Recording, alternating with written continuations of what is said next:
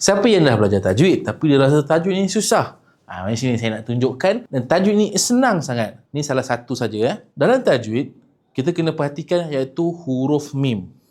Mim adalah huruf yang mendatangkan tajwid. Kalau nampak je mim yang bertanda mati ataupun mim yang kosong dalam Quran, maksudnya itu adalah tajwid. Mesti ada tajwid kat situ. Dalam mim yang sukun ataupun bertanda kosong ni, dia mesti mendatangkan 3 hukum sahaja. Tak susah pun sebenarnya. 3 hukum sahaja. Izhar syafawi, ikhfa syafawi, idgham syafawi. Dan kalau kita perhatikan kat sini, kenapa nama dia syafawi, syafawi, syafawi? Sama je.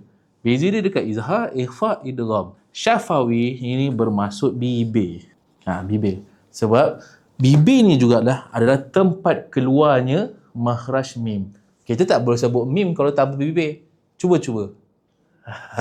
Okey, jadi daripada izhar ni, kita nak tahu dia adalah, mesti kita kena tahu mim jumpa dengan huruf apa sebelah dia. Contoh dia kat sini.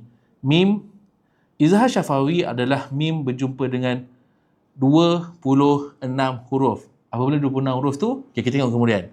Ikhfa syafawi iaitu mim berjumpa dengan ba. Idgham syafawi adalah mim jumpa dengan mim. Itu saja ilmu yang pasal hukum mim.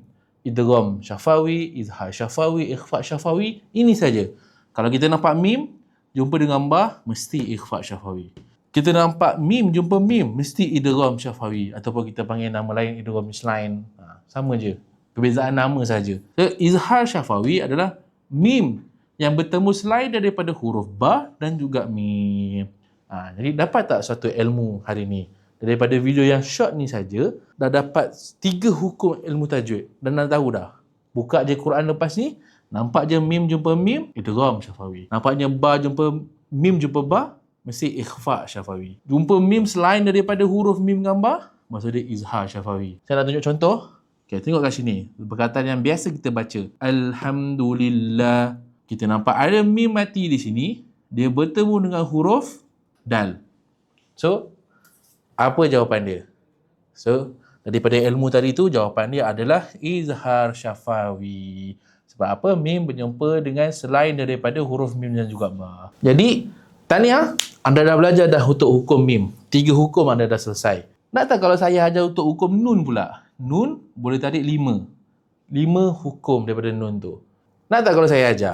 Jadi kalau anda nak lagi tips-tips yang macam saya ajarkan tadi berkenaan dengan ilmu tajwid, saya nak ajak jom datang bengkel huruf versus huruf yang kita akan adakan pada 27 Jun dekat Sirim Shah Alam. Dan bertuahnya anda sebab dekat bengkel ni yang akan ajar sendiri adalah Ustaz Nur Hisham Jazmi, iaitu pengasas jadi tajwid, dan anda juga akan belajar tahsin bacaan anda, membetulkan bacaan anda oleh Ustaz Aiman Ridwan, iaitu Johan Qari daripada Majlis Tilawah Kebangsaan. Dan bukan itu saja, anda juga berpeluang dapat hadiah. Siapa yang join bengkel ni akan dapat hadiah. Kita akan bagi Al-Quran jadi tajwid sendiri, dan kita akan adakan podcast bersama dengan Ustazah Nur Hafizah Musa eksklusif untuk anda yang join bengkel ini sahaja. Jadi jangan tunggu lagi, daftar sekarang bengkel sekarang. Dan kalau anda yang dekat Facebook, tekan link di bawah.